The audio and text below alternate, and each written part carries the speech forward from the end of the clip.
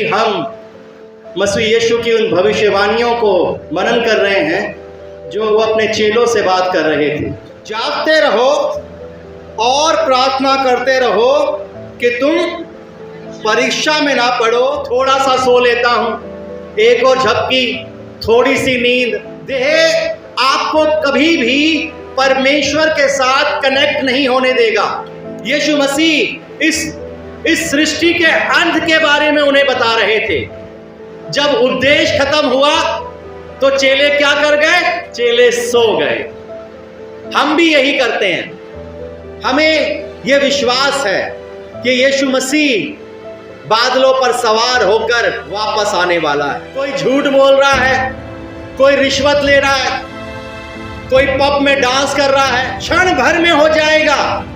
जैसे बिजली पुल से निकलकर पश्चिम तक पहुंचती है, वैसे ही परमेश्वर के पुत्र का आना होगा। क्या हम आज जाग रहे हैं या सो रहे हैं? यह बहुत जरूरी है। विश्वास करते हैं कि आज हमें जागते रहना जरूरी है।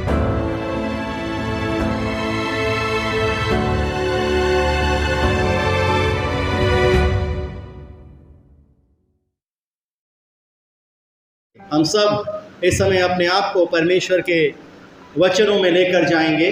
अपनी अपनी बाइबलें हम ज़रूर निकालें। ये पवित्र शास्त्र है जो परमेश्वर की ओर से हमें दिया गया है, और कुछ समय हम परमेश्वर के वचनों में, उसके मनन में अपने आप को बिताएंगे। जैसे कि हम मसीह यीशु की उन भविष्यवाणियों को मनन कर रहे हैं जो वो अपने चेलों से बात कर रहे थे। मेरे अजीजों, अगर आरंभ है तो अंत भी है, हर एक का। बाइबल कहती है कि घास उगती है और शाम तक मुरझा जाती है। मनुष्य भी कुछ ऐसा ही है। वो बड़ा ताकतवर होता है, लेकिन एक समय आता है जब वो कमज़ोर पड़ जाता है। तो आरंभ भी है तो अंत भी है। परमेश्वर ने इस सारी सृष्टि की जब रचना की और जब इस सृष्टि को बनाया तो परमेश्वर ने कहा बड़ा सुंदर है और देखने में बड़ा अच्छा था। परमेश्वर ने हर एक चीज़ को बड़ी ही निपुणता से और बड़ी कारीगरी के द्वारा तैयार किया। मरीज, अगर हम आज भी उस स्थानों पर चले जाएं जहां पर मनुष्य कम है, तो आप देखेंगे परमेश्वर की उस सुंदरता को, परमेश्वर की उस मनमोहक सृष्टि को, जो परमेश्वर ने इस जगत का निर्माण किया, इस जगत को बनाया। लेकिन बाइबल हमें बताती है कि मनुष्य पापी हो गया। मनुष्य ने वो काम किए जो परमेश्वर के सम्मुख घृणित थे, बुरे थे। परमेश्वर ने उन्हें आज्ञा दी और मनुष्य ने उस आज्ञा का उल्लंघन किया। तब परमेश्वर ने एक समय सीमा निर्धारित कर दी। हर एक चीज की एक समय सीमा निर्धारित की गई, यहाँ तक कि मनुष्य के भी, उसकी आयु की भी एक सीमा बांधी गई कि वो उस आयु से पार नहीं जा सकता। ऐसे ही परमेश्वर ने इस सृष्टि की भी एक सीमा बांधी कि जिस सृष्टि का आरंभ हुआ है उस सृष्टि का अंत भी होगा। यहाँ पर मसीह यीशु अपने चेलों को आने वाली तमाम बातों के बारे में बता रहे हैं। भविष्यवक्ताओं के द्वारा पहले से ही परमेश्वर ने अपने भविष्यवक्ता भेज कर तमाम उन बातों को दोहराया, याद दिलाया। कहीं ऐसा ना हो कि मनुष्य घमंड से फूल जाए, क्योंकि मनुष्य के पास अगर कुछ आता है तो वो घमंड से फूल जाता है, और अगर उसे अमर कर दिया जाए, अगर उसकी मृत्यु हुई ना हो, तो सोचिए वो कितना घमंड से फूल जाएगा। वो किसी को कुछ नहीं समझेगा उस समय। इसीलिए परमेश्वर ने मनुष्य की आयु को निर्धारित कर दिया। उत्पत्ति उसके 6 अध्याय के हम वहां पर वचन में देखते हैं कि परमेश्वर ने उसकी आयु 120 साल ठहरा दी। लेकिन ये आयु किसकी ठहराई गई, किसकी समय सीमा निर्धारित की गई? ये उन्हीं की ठहराई गई जिन्होंने परमेश्वर से अपनी दूरी बना ली। क्योंकि अगर हम देखें तो परमेश्वर का वचन कहता है कि हम अनंत काल तक परमेश्वर के साथ, परमेश्वर के राज्य में, परमेश्वर के सहभागी बने रहेंगे और परमेश्वर की महिमा करते रहेंगे। लेकिन दुष्ट अपनी दुष्टता में मारा जाएगा, अपनी दुष्टता में ही मारा जाएगा। प्रभु मसीह यीशु अपने चेलों से बात कर रहे थे, जिसे हम 24वें अध्याय में लगातार मनन कर रहे हैं। मत्ती 24वें अध्याय के 29 वचन से लेकर 31 वचन तक मनन करेंगे। और मैं चाहूंगा कि सुहान इसे सामने आकर पढ़े, और जब वचन पढ़ा जाता है तो अपने स्थानों पर खड़े हो परमेश्वर के वचन को आदर, मान और सम्मान देने के लिए। मत्ती 24वां अध्याय उसके 29 से 32। उस दिन के प्रवेश के तुरंत बाद सूर्य अंधियारा हो जाएगा और चंद्रमा का प्रकाश जाता रहेगा और तारे आकाश से गिर पड़ेंगे और आकाश की शक्तियां हिलाई जाएंगी। तब मनुष्य के पुत्र का चिन्ह आकाश में दिखाई देगा और तब पृथ्वी के सब कुलों के लोग छाती पीटेंगे और मनुष्य के पुत्र को बड़ी सामर्थ और ऐश्वर्य के साथ आकाश के बादलों पर आते देखेंगे। वह सूर्य के बड़े शब्द के साथ अपने दूतों को भेजेगा और वह आकाश के इस छोर से उस छोर तक चारों दिशाओं से उसके चुने हुओं को इकट्ठा करेंगे। परमेश्वर अपने वचन के पढ़े और सुनाने पर हम सबको आशीष दे। आमीन। हम अपने स्थानों पर बैठ सकते हैं।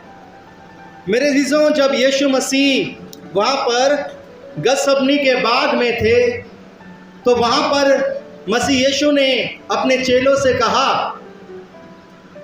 कि जब तक मैं ना कहूँ तब तक मत सोना, मतलब जागते रहना।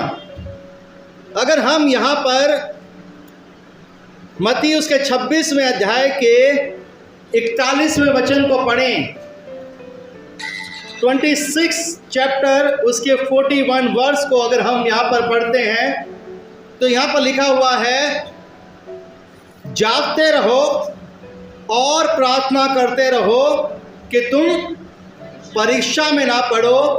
आत्मा तो तैयार है परंतु शरीर दुर्बल है। शरीर क्या है?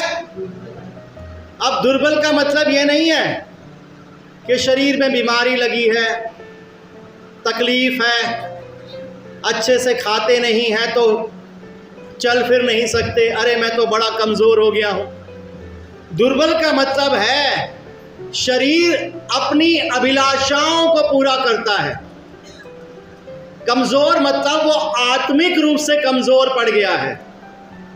जब शरीर के अंदर, देह के अंदर वो फल गया जिसके लिए परमेश्वर ने आदम को मना किया था, जब उसने उस फल को खाया तो देखिए आत्मा नहीं मरती, आत्मा हमेशा जीवित रहती है। लेकिन देह में वो रोग आ गया, वो बीमारी आ गई कि देह अब अपनी लालसाओं को पूरा करता है। देह, जब भी आप प्रार्थना करने की कोशिश करोगे आपको नींद आएगी, आपको आलस आएगा, देह आपको इधर उधर की बातों में लेकर जाएगा। थोड़ा सा सो लेता हूँ, एक और झपकी, थोड़ी सी नींद, लिखा है ना नीति वचन के अंदर, देह आपको कभी भी परमेश्वर के साथ कनेक्ट नहीं होने देगा। ये शरीर आपको कभी भी परमेश्वर के साथ रिलेशनशिप नहीं बनाने देगा। और यही कारण है, बाइबल कहती है कि देह जो है वो मिट्टी है और मिट्टी में ही मिल जाएगा, लेकिन आत्मा परमेश्वर के पास लौट जाता है, परमेश्वर के पास वापस चला जाता है। देह इसलिए दुर्बल है क्योंकि वह परमेश्वर की महिमा नहीं करना चाहता, लेकिन आत्मा तैयार है। आत्मा तैयार है कि मैं प्रभु की महिमा करूंगी, मैं प्रभु की स्तुति करूंगी, मैं प्रभु की प्रशंसा करूंगी। हम यहाँ पर देखते हैं कि जब मसीह यीशु ने चेलों को कहा कि जागते रहो, और जब वो प्रार्थना करने के लिए गया और जब वापस लौटा तो क्या लिखा हुआ है? चेले क्या कर रहे थे? सो रहे थे। आप देखिए उनकी देह क्या करी? उनकी देह सो गई। हमारी जो शरीर है हमें कभी भी परमेश्वर के साथ कनेक्ट नहीं होने देता, जुड़ने नहीं देता। पहले मूवी देख लेते हैं, 3 घंटे की मूवी देख लेंगे जाकर, लेकिन 3 घंटे प्रार्थना करने में पसीने आते हैं, घबराहट होती है, कमर में दर्द होता है, घुटनों में दर्द होता है, गले में दर्द होता है। आज गले में दर्द है, प्रभु की महिमा नहीं कर पाऊंगा। आज घुटनों में दर्द है, घुटने नहीं टेक पाऊंगा। आज कमर में दर्द है, खड़ा नहीं हो पाऊंगा। लेकिन आप 3 घंटे मूवी देख सकते हो, क्योंकि शरीर जो है वो कंफर्ट चाहता है, वो कंफर्ट चाहता है पूरा का पूरा, कि उसे कंफर्ट मिले। और यही कारण है मेरे इज़्ज़ों, जब यीशु मसीह वापस लौट के आए तो वहां पर उन्होंने क्या देखा? चेले क्या कर रहे थे? चेले सो रहे थे। यीशु मसीह ने कहा जागते रहो कि तुम परीक्षा में ना पड़ो। ये 26वां अध्याय है। अभी थोड़ी देर पहले ही यीशु मसीह ने चिताया था, उन्हें समझाया था कि कैसी बड़ी बड़ी विपत्तियां संसार में पड़ने वाली है और यीशु मसीह कैसे आ जाएंगे। हमने पिछले संडे पढ़ा था, कैसे आएंगे? जैसे बिजली पूर्व से निकलकर पश्चिम तक चमकती है, ऐसे ही परमेश्वर के पुत्र का आना होगा। लेकिन आप देखिए, शरीर नहीं चाहता। शरीर हमें तमाम उन कार्यों में लगाना चाहता है जिससे परमेश्वर हमें मना करता है। आप देखिए, जब आदम देह में आया, शरीर में आया, तो परमेश्वर ने उसे एक आज्ञा दी कि तुम इस वाटिका के सारे पेड़ों के फल खा सकते हो, लेकिन तुम उस पेड़ का फल ना खाना जो भले और बुरे के ज्ञान का वृक्ष है, उसके फल को मत खाना। लेकिन देह क्या थी? अरे कुछ नहीं होता, 1 घंटे का तो सीरियल है, अगर देख लेंगे तो क्या हो गया? क्या हो गया? अगर हमने एक झूठ बोल दिया तो क्या हो गया? किसी के प्राण बच जाए। झूठ तो झूठ है मेरी इज्जत। आप प्राण बचा नहीं रहे हो, उसे झूठा बना रहे हो कि वो आगे और झूठ बोले। आप देखिए कि जब उसने उस फल को खाया, वो परमेश्वर के लिए मर गया।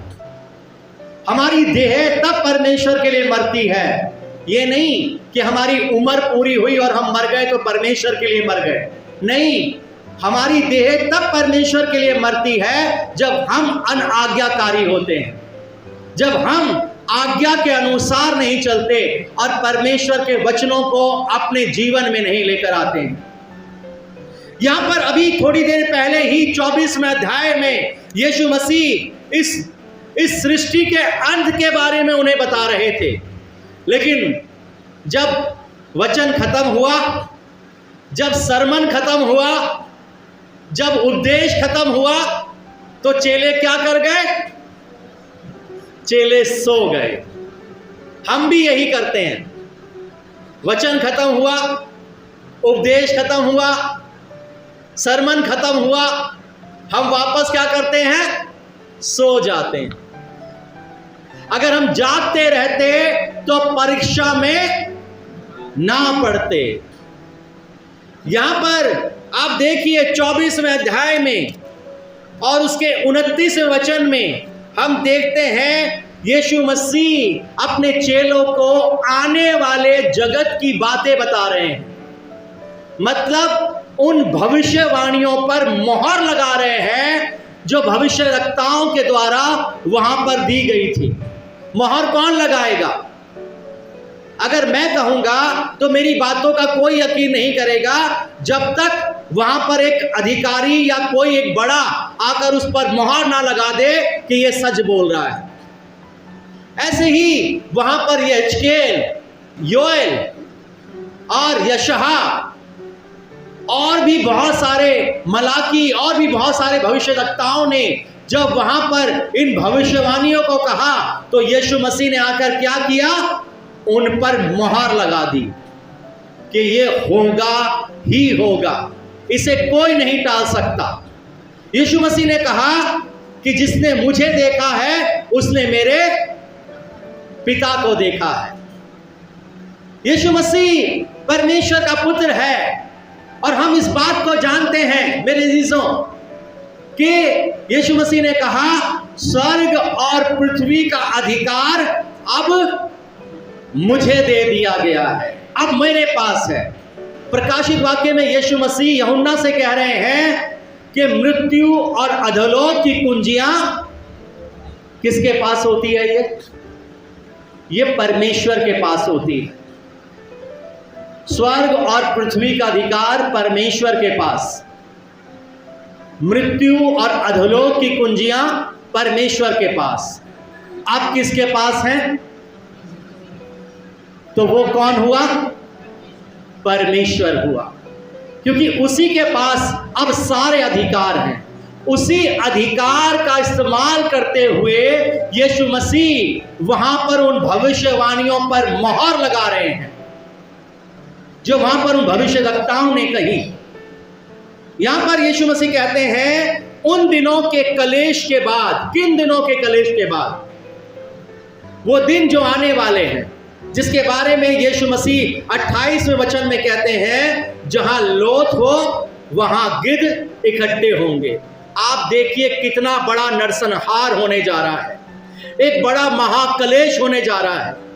कई ज्ञानी आज भी मेरे अजीजों यहां पर कहते हैं कि तीसरा विश्व युद्ध जब होगा तो सिर्फ धरती पर नहीं, वो आकाश में भी लड़ा जाएगा।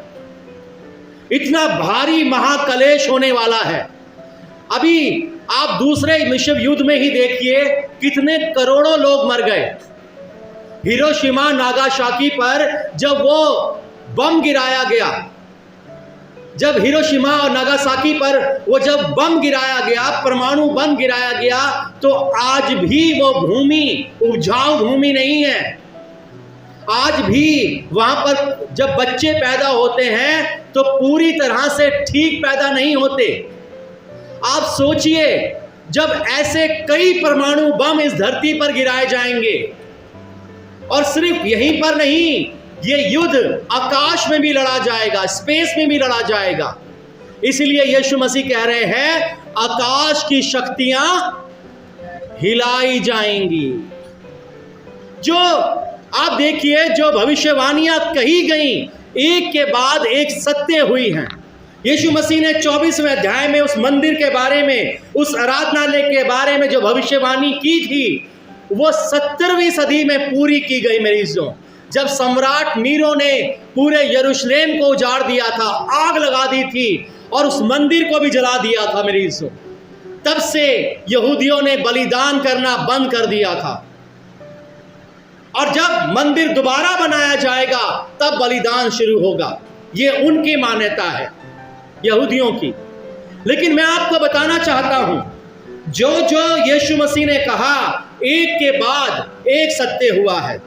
जिस जिस पर यीशु मसीह ने अपनी मोहर लगा दी कि जो भविष्यद्वक्ताओं ने कहा वो पूर्ण होगा, वो सारे सब बातें एक के बाद एक पूरी हो रही हैं। यीशु मसीह यहां पर कहते हैं, पढ़िए 29वें वचन को कोई जन। उन दिनों के कलेश के तुरंत बाद सूर्य क्या हो जाएगा? अपनी चमक देना बंद कर देगा। ये कब होगा? ये परमेश्वर जानता है, यीशु मसीह जानता है, और कोई नहीं जानता। बल्कि यीशु मसीह ने कहा ये सिर्फ मेरा पिता जानता है। उन दिनों कलेश के तुरंत बाद सूर्य अंधियारा हो जाएगा और पर चंद्रमा का प्रकाश जाता रहेगा और तारे आकाश से गिर पड़ेंगे और क्या की जाएंगी? इतना महाकलेश होने जा रहा है, इतना बड़ा युद्ध होने जा रहा है कि सिर्फ धरती पर नहीं बल्कि आकाश की शक्तियां भी हिलाई जाएंगी। चारों तरफ अंधकार के बादल, धुएं के बादल भर जाएंगे कि रोशनी धरती पर नहीं आ पाएगी। सूर्य अपना प्रकाश नहीं देगा और चंद्रमा भी अपना प्रकाश छोड़ देगा। ऐसा अंधकार और अंधकार का साम्राज्य आएगा, ऐसा विनाश आएगा जिसके बारे में हम प्रकाशित वाक्य पढ़ते हैं। प्रकाशित वाक्य में यूहन्ना को सारी बातें दिखा दी गई, एक एक चीजें जो संसार में होने जा रही हैं वो सब बता दिया गया। इसलिए यीशु मसीह अपने चेलों को कह रहे हैं, जागते रहो कि तुम परीक्षा में ना पड़ो। आज हमारा जागना बहुत जरूरी है, क्योंकि शरीर तो दुर्बल है। शरीर नहीं चाहेगा कि आपका जीवन प्रार्थना का जीवन, आपके मुंह से महिमा तक नहीं निकलवाना चाहेगा शरीर, क्योंकि शरीर का उसके अंगों पर, उसके एक एक ऑर्गन पर कंट्रोल है।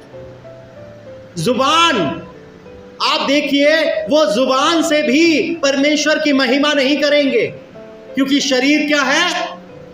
दुर्बल है, कमजोर है। इसलिए यीशु मसीह वहां पर अपने चेलों से कह रहे थे, ये भविष्यवाणी यशायाह ने की थी, जिसे यीशु मसीह दोहरा रहे हैं, जिसे हम 13वें अध्याय, यशायाह के 13वें अध्याय को आप जरूर निकालिए। यशायाह उसका 13वां अध्याय 9 से लेकर 11 तक हम इसे पढ़ेंगे। कोई भी जने से पढ़िए। देखो, यहोवा का वह दिन रोष और क्रोध और निर्दयता के साथ आता है। कैसे आता है? रोष, क्रोध, निर्दयता। परमेश्वर ने अभी अनुग्रह दे रखा है, अपने बेटे को भी भेजा और कहा कि तुम मन फिराओ, क्योंकि स्वर्ग का राज्य निकट आ गया है। लेकिन उन्होंने मन नहीं फिराया। नूह के समय में परमेश्वर ने नूह के पास संदेश भेजा, नूह ने प्रचार किया, लेकिन उन्होंने मन नहीं फिराया। परमेश्वर ने अपने भविष्यद्वक्ताओं को भेजा, उन्होंने मन नहीं फिराया, यहाँ तक कि उन्हें मार डाला। फिर परमेश्वर ने अपने पुत्र को भेजा, ये सोचकर ये तो वारिस है, इसकी सुनेंगे, लेकिन उन्होंने उसकी भी नहीं सुनी। और परमेश्वर का क्रोध अब क्या है? भड़क उठा है। परमेश्वर हमें एक समय देता है, उद्धार का समय, अनुग्रह का समय, पश्चाताप का समय और माफी का समय। लेकिन अगर हम उस समय को बहुमूल्य नहीं समझते, तब वो अपना क्रोध प्रकट करता है, जिसे हम प्रकाशित वाक्य में और अभी यशायाह में पढ़ रहे हैं। क्या कहता है वचन? देखो, यहोवा का वह दिन रोष और क्रोध और निर्दयता के साथ आता है जी, कि वह पृथ्वी को उजाड़ डाले, कि वो पृथ्वी को उजाड़ डाले और पापियों को उसमें से नष्ट करे। और किनको नष्ट करे? पापियों। पृथ्वी को उजाड़ डाले और पापियों को उसमें से क्या करे? धर्मियों को नहीं नष्ट किया जाएगा। अगर आप मसीह यीशु पर भरोसा रखते हैं, अगर आप मसीह यीशु को अपना उद्धारकर्ता मानकर ग्रहण कर चुके हैं, तो बाइबल कहती है यूहन्ना की पुस्तक उसके 3 अध्याय में कि उन पर दंड की आज्ञा नहीं है। दुष्टों के लिए है दंड, धर्मियों के लिए दंड नहीं है। क्या कहता है वचन, आगे पढ़िए। क्योंकि आकाश के तारागण जी और बड़े बड़े नक्षत्र अपना प्रकाश ना देंगे जी, और सूर्य उदय होते होते अंधेरा हो जाएगा। सूर्य उदय होते होते क्या होगा? अंधेरा। अंधेरा हो जाएगा। और चंद्रमा अपना प्रकाश ना देगा। और चंद्रमा अपना प्रकाश ना देगा। मैं जगत के लोगों को उनकी बुराई के कारण और दुष्टों को उनके अधर्म का दंड दूंगा। मैं अभिमानियों के अभिमान का नाश करूंगा। देखिए परमेश्वर दंड किसे दे रहा है, पढ़िए दोबारा। मैं जगत के लोगों को मैं जगत के लोगों को उनकी बुराई के कारण, उनकी बुराई, भलाई के कारण नहीं, उनकी बुराई के कारण और दुष्टों को उनके अधर्म का दंड दूंगा। और दुष्टों को उनके अधर्म का दंड दूंगा। मैं अभिमानियों के अभिमान का नाश करूंगा। मैं अभिमानियों के अभिमान का नाश करूंगा और उपद्रव करने वालों के घमंड को तोड़ूंगा। और उपद्रव करने वालों के घमंड को क्या कर दूंगा? तोड़ दूंगा। धर्मियों के लिए परमेश्वर का राज्य है, लेकिन दुष्टों के लिए नरक है। मेरी इज्जत, भलाई का प्रतिफल जीवन है और बुराई का प्रतिफल मृत्यु है। बाइबल कहती है वहां सदा का रोना होगा, विलाप होगा।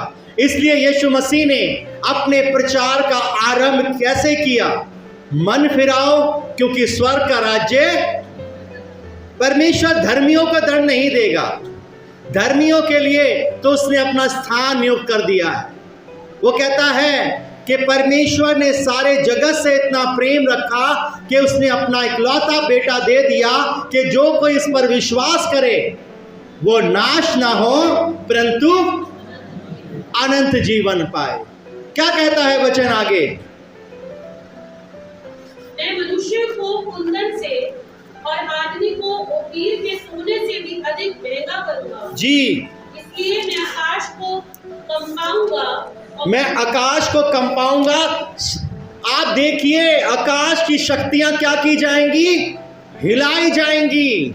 मैं आकाश को कंपाऊंगा और पृथ्वी अपने स्थान से टल जाएगी। और पृथ्वी अपने स्थान से टल जाएगी। ये सेनाओं के यहोवा के रोष के कारण और उसके भड़के हुए क्रोध के दिन होगा। जी, आप बैठ सकते हैं। मैं यहां पर आपको एक चीज बताना चाहता हूं। किसके कारण होगा ये? परमेश्वर के रोष और क्रोध के कारण। हमेशा एक बात ध्यान रखिए, आप कोई भी काम कीजिए, कोई भी काम, लेकिन आप वो काम करने से पहले ये जरूर सोचिए कि आप इससे परमेश्वर को क्रोध दिला रहे हैं या उसे प्रसन्न कर रहे हैं, क्योंकि हम परमेश्वर का क्रोध नहीं सह पाएंगे। बाइबल में लिखा हुआ है, क्या ही भयानक बात है परमेश्वर के हाथों में पड़ना। हम ऐसा कोई भी काम ना करें अपने जीवन में मेरी इज्जत, कि हम परमेश्वर को क्रोध दिलाएं, क्योंकि हम परमेश्वर के रोष के सामने खड़े नहीं हो पाएंगे, कभी भी खड़े नहीं हो पाएंगे। यहेजकेल और उसके 32वें अध्याय के 7वें और 8वें वचन में यहेजकेल उस भविष्यवाणी को कह रहा है जिसे यीशु मसीह मुहर लगा रहे हैं। क्या कहता है वचन? जिस समय मैं तुझे मिटाने लगूं, जिस समय मैं तुझे मिटाने लगूं, उस समय मैं आकाश को ढांपूंगा जी, और तारों को धुंधला कर दूंगा। मैं सूर्य को बादल से छिपाऊंगा और चंद्रमा अपना प्रकाश न देगा। ये वो भविष्यवाणी है जिस पर यीशु मसीह क्या कर रहे हैं? अपनी मुहर लगा रहे हैं, छाप लगा रहे हैं कि अब ये पूरा होगा। वो कहता है कि आकाश और पृथ्वी टल जाएं, लेकिन परमेश्वर का वचन बिना पूरा हुए नहीं टलेगा। अब जिस पर मैंने मोहर लगा दी है वो पूरा होगा ही होगा। क्या कहता है वचन आगे? आकाश में जितनी प्रकाशमान ज्योतियां हैं जी, उन सबको मैं तेरे कारण धुंधला कर दूंगा और तेरे देश में अंधकार कर दूंगा परमेश्वर यहोवा की यही वाणी है। परमेश्वर यहोवा की यही वाणी है। जो भविष्यवक्ताओं ने वहां पर वो वचन कहे, उन्हें यीशु मसीह यहाँ पर मत्ती उसके 24वें अध्याय के 29वें वचन में पूर्ण कर रहे हैं। उन दिनों में कलेश के तुरंत बाद सूर्य अंधियारा हो जाएगा और चंद्रमा का प्रकाश जाता रहेगा और तारे आकाश से गिर पड़ेंगे और आकाश की शक्तियां, ये अंत में होगा। जब इस दुनिया का अंत होने वाला होगा तब ये सारे चिन्ह प्रकट हो जाएंगे। जो कहा गया वो पूर्ण होगा। इसलिए मसीह यीशु आज भी हमें कहना चाहता है, जागते रहो कि तुम परीक्षा में ना पड़ो। अब जागते रहने का मतलब नहीं है हम सारी रात प्रार्थना करते रहें और सुबह उठकर हाय हाय करते रहें, प्रभु कैसे होगा, प्रभु कहाँ से होगा। ये जागना नहीं है। जागने का मतलब है परमेश्वर के वचनों के अनुसार चलना और अपने जीवन को परमेश्वर के हाथों में सौंपते हुए उन तमाम कामों से दूर रहना जो बुरे काम हैं, बल्कि भले कामों में अपने जीवन को लगाना और परमेश्वर की चितौनियों और उसकी आज्ञाओं के अनुसार सावधान रहना, ताकि हम सोते ना रहें। क्योंकि अगर हम सोए हुए हैं तो कोई भी चोर हमारे घर में आकर हमारी तमाम वो चीज़ों को लेकर चुरा लाया जाएगा। मरीज, हमें जागना बहुत ज़रूरी है, क्योंकि अगर हम सोए रहेंगे तो हम नशा करेंगे, हम सोए रहेंगे तो हम चोरी करेंगे, हम सोए रहेंगे तो अपने माँ बाप का अनादर करेंगे, हम सोए रहेंगे तो हर एक वो काम करेंगे जिनसे परमेश्वर अप्रसन्न है। अगर हम सोए हुए हैं, लेकिन अगर हम जागे हुए हैं तो सिर्फ एक ही बात, हम अपने परमेश्वर को खुश करेंगे, प्रसन्न करेंगे। और जब परमेश्वर खुश है तो इसका मतलब संसार में लोग भी हमारे कामों से खुश हैं, हमारे पड़ोसी हमारे कामों से खुश हैं, हमारे माँ बाप हमारे कामों से खुश हैं, और जहाँ पर हम काम करते हैं वो लोग भी हमारे कामों से खुश हैं और हमारे परमेश्वर की महिमा कर रहे हैं। यहाँ पर यीशु मसीह भविष्यवाणियाँ कर रहे हैं और उन भविष्यवाणियों को पूर्ण कर रहे हैं जो उसके वहाँ पर उसके भविष्यद्वक्ताओं ने यहाँ पर दी। यहाँ पर हम मत्ती 24वें अध्याय के 30वें वचन को हम पढ़ेंगे। तब मनुष्य के पुत्र का चिन्ह आकाश में दिखाई देगा। कहाँ पर दिखाई देगा? आकाश। क्या चिन्ह है वो? कौन सा चिन्ह है जो आकाश में दिखाई देगा? कि वो बादलों पर सवार होकर आएगा, जिसके बारे में हम प्रेतों के काम में पढ़ते हैं। जब वो प्रेतों के काम में यीशु मसीह वहाँ पर चेलों को देखते देखते उठा लिया गया, तो लिखा हुआ है प्रेतों के काम के अंदर पहले अध्याय के 10वें वचन में लिखा है, उसके जाते समय जब वे आकाश की ओर ताक रहे थे तो देखो दो पुरुष श्वेत वस्त्र पहने हुए उनके पास आ खड़े हुए और उनसे कहा, हे गलीली पुरुषों, तुम क्यों खड़े हुए आकाश की ओर देख रहे हो? यही यीशु जो तुम्हारे पास से स्वर्ग पर उठा लिया गया है, जिस रीति से तुमने उसे स्वर्ग को जाते देखा, उसी रीति से वह फिर आएगा। हालेलुया। जिस रीति से यीशु मसीह गया उसी रीति से यीशु मसीह वापस आएगा। तब मनुष्य के पुत्र का चिन्ह आकाश में दिखाई देगा और तब पृथ्वी के सब कुलों के लोग छाती पीटेंगे। क्या पीटेंगे? ये वचन हमें प्रकाशित वाक्य उसके पहले अध्याय के 7वें वचन में हमें पढ़ने को मिलता है कि सारी जाति के लोग छाती पीटेंगे और वो लोग भी जिन्होंने उसे बेधा था। लिखा है यहाँ पर सब कुलों के लोग छाती पीटेंगे और मनुष्य के पुत्र को बड़ी सामर्थ और ऐश्वर्य के साथ आकाश के बादलों पर आते देखेंगे। हालेलुया। हमें यह भरोसा है, हमें यह विश्वास है कि यीशु मसीह बादलों पर सवार होकर वापस आने वाला है। लेकिन आने से पहले तमाम वो चिन्ह प्रकट होंगे। आकाश की शक्तियां हिलाई जाएंगी। हम देखते हैं प्रकाश, सूरज अपना प्रकाश छोड़ देगा, चंद्रमा अपना प्रकाश छोड़ देगा और बड़े बड़े भूडोल होंगे, अकाल पड़ेंगे और महाकलेश होगा। ये उसके आने से पहले का चिन्ह होगा, क्योंकि 3.5 साल हम देखते हैं कि वो दुष्ट को दे दिया जाएगा कि वो जो चाहे इस संसार में करे, ताकि उस पर एक भारी दंड आए। मेरी यहाँ पर हम देखते हैं, आगे हम पढ़ते हैं 31वें वचन में क्या कहता है।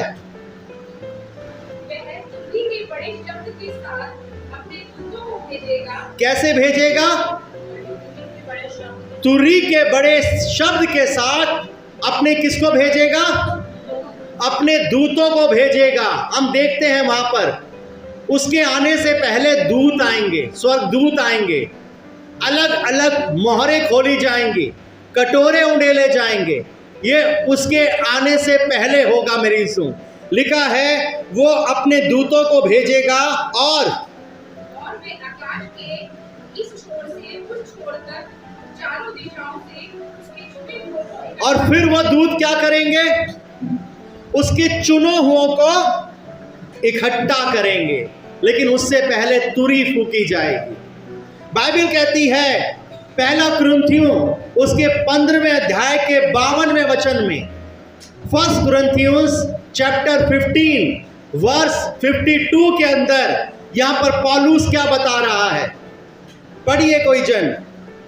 और ये क्षण भर में पलक मारते ही अंतिम तुरही फूकते ही होगा। जी, कैसे होगा? क्षण भर में, क्षण भर में, अचानक से हो जाएगा। कोई सिनेमा हॉल में बैठा है, कोई अपने दोस्तों के साथ पैग ले रहा है, कोई सिगरेट पी रहा है, कोई झूठ बोल रहा है, कोई रिश्वत ले रहा है, कोई पब में डांस कर रहा है, तो कोई परमेश्वर की महिमा कर रहा है, कोई वचन पढ़ रहा है, कोई प्रार्थना कर रहा है, कोई तीनों टाइम प्रार्थना में है, चाहे वो ऑफलाइन है चाहे वो ऑनलाइन है, लेकिन प्रार्थना में जुड़ा हुआ है। क्षण भर में हो जाएगा। जैसे बिजली पुल से निकलकर पश्चिम तक पहुंचती है, वैसे ही परमेश्वर के पुत्र का आना होगा।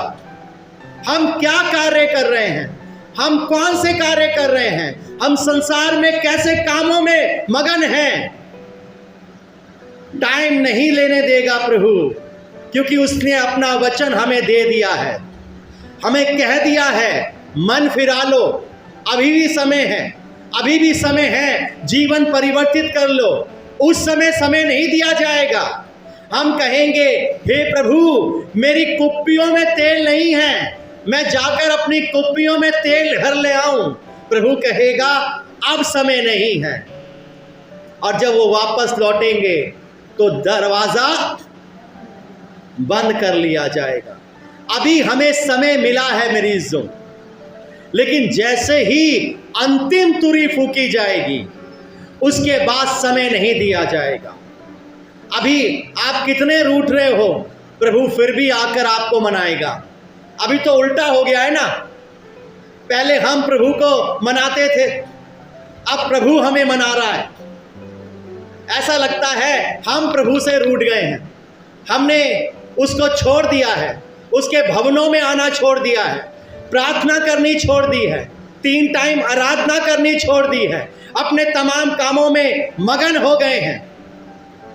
अभी प्रभु हमें मना रहा है, आओ उद्धार है, आओ जीवन है, आओ अनुग्रह है, आओ अभिषेक है। लेकिन उस समय नहीं मिलेगा। क्या कहता है वचन? दोबारा पढ़िए 1 कुरिन्थियों का 15वां अध्याय और उसके 52वें वचन को। और ये क्षण भर में, और ये कैसे होगा? क्षण भर में, पलक झपकते ही। आपने जैसे ही पलक झपकी है, समझो यीशु मसीह खड़ा हो गया आपके सामने। आपने जैसे ही पलक झपकी, न्याय आपके सामने आकर खड़ा हो गया है। क्या करोगे? क्षमा मांगोगे? दया मांगोगे? वो तो बहुत बार कर लिया। बहुत बार क्षमा मांगी, दया मांगी, क्षमा दी, क्षमा दी, क्षमा दी, लेकिन एक समय आने जा रहा है जब अंतिम तुरही फूकी जाएगी। क्या कहता है वचन? और ये क्षण भर भी पलक मारते ही अंतिम तुरही फूकते ही होगा जी, क्योंकि तुरही फूकी जाएगी और मुर्दे अविनाशी दशा में उठाए जाएंगे। कैसे उठाए जाएंगे? अविनाशी दशा में। विनाशी दशा में नहीं, अविनाशी दशा में। अब मृत्यु नहीं रहेगी। वो क्या कहता है कि वो मुर्दे क्या करेंगे? जिलाए जाएंगे। और क्या कहता है वचन? और हम बदल जाएंगे। और क्या होगा? हम बदल जाएंगे। आप बैठ सकते हैं। हम बदल जाएंगे। जी हाँ, जब यीशु मसीह अपने दूतों को भेजेगा, उससे पहले क्या करना है? हमें सावधान रहना है। आज भी अगर हम सावधान नहीं रहे, यीशु मसीह वहां पर अपने चेलों को बार बार आकर बोल रहा था, जागते रहो, जागते रहो, जागते रहो। आज भी अपने वचन के द्वारा परमेश्वर हमें बार बार बोलता है, जागते रहो, जागते रहो, जागते रहो कि तुम परीक्षा में ना पड़ो। प्रभु आज इस वचन के द्वारा हमें यह सिखाना चाहता है, हमें यह समझाना चाहता है। पहला थिस्सलुनीकियों उसका 4 अध्याय 16 और 17 पढ़ेंगे। क्योंकि प्रभु आपके स्वर्ग से उतरेगा, उस समय ललकार और प्रधान दूत का शब्द सुनाई देगा जी, और परमेश्वर की तुरही फूकी जाएगी जी। और जो मसीह में मरे हैं और जो मसीह में मरे हैं वे पहले जी उठेंगे। वो क्या होगा? वो पहले जी उठेंगे। और तब हम जो जीवित और बचे रहेंगे जो बचे रहेंगे उनके साथ बादलों पर उठा लिए जाएंगे हालेलुया। और कि हवा में प्रभु से मिले, और इस रीति से हम सदा प्रभु के साथ रहेंगे। आमीन, हालेलुया। ये वचन आप देखिए, यीशु मसीह थिस्सलुनीकियों की कलीसिया में जाकर पूर्ण कर रहा है, वहां पर पौलुस के द्वारा। यहां पर प्रकाशित वाक्य उसके 20वें अध्याय को और उसके 13वें वचन से मैं पढ़ता हूं। लिखा है, समंदर ने उन मरे हुओं को जो उनमें थे दे दिया, और मृत्यु और अधोलोक ने उन मरे हुओं को जो उनमें थे दे दिया, और उनमें से हरेक के कामों के अनुसार उनका न्याय किया गया, और मृत्यु और अधोलोक आग की झील में डाले गए। यह आग की झील दूसरी मृत्यु है। जी हाँ, समंदर ने भी अपने मरों को दे दिया, अधोलोक ने भी दे दिया। और आप देखिए वहां पर मृत्यु और अधोलोक कहाँ डाल दिए गए? आग की झील में डाल दिए गए। वो जो मर गए हैं वो भी जीवित हो जाएंगे। आप सोचते हो ना कि मेरा अजीज मर गया, मेरा तो उद्धार हो गया, उसका उद्धार नहीं हुआ। आप देखिए सब जी उठेंगे, और उनके कामों के अनुसार उनका क्या किया जाएगा? न्याय किया जाएगा। हालेलुया। अगर किसी ने भूखे को रोटी खिलाई, प्यासे को पानी पिलाया, तो उनका उनके कामों के साथ न्याय किया जाएगा। जो प्रभु की सेविकाई के लिए अपने आप को जिन्होंने समर्पित किया, उनके कामों के अनुसार उनका न्याय किया जाएगा। सब चुने हुओं को यीशु मसीह के दूत इकट्ठे करने जा रहे हैं। क्या हम उन चुने हुओं में शामिल हैं? क्या हमने यीशु मसीह के उस बदन को अपने अंदर ले लिया है? क्या हमने यीशु मसीह के उस लहू को अपने अंदर ले लिया है, या कुछ और ही पिए चले जा रहे हैं? कई ऐसे हैं जो कहते हैं हमारा बपतिस्मा हो गया है, हम प्रभु भोज में शामिल हो सकते हैं। यहाँ पर प्रभु को भोज तो लेने आते हैं, प्रभु के लहू को लेते हैं अपने अंदर, लेकिन घर में जाकर कुछ और ही अपने अंदर ले रहे होते हैं।